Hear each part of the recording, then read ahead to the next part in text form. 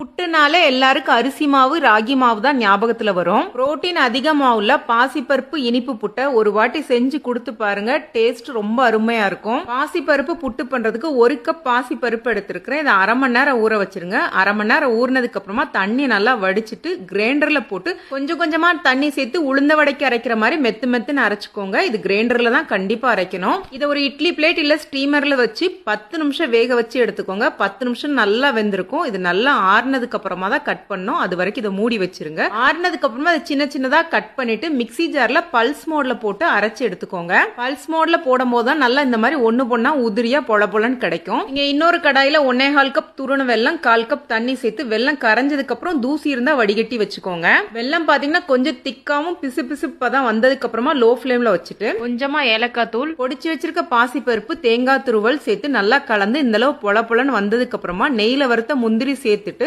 Case of பண்ணிருங்க. ரொம்ப அருமையான புரோட்டீன் அதிகமான பாசிப்பருப்பு புட்டு தயாராயிருச்சு. குழந்தைங்க ஸ்நாக்ஸ் கேட்கும் போது இந்த மாதிரி ஹெல்த்தியா செஞ்சு கொடுங்க. கண்டிப்பா வீடியோ சேவ் பண்ணி வச்சுட்டு செஞ்சு பார்த்துட்டு கமெண்ட் பண்ணுங்க. வீடியோ பிடிச்சிருந்துச்சுன்னா லைக் பண்ணுங்க. நன்றி, வணக்கம். Download ShareChat.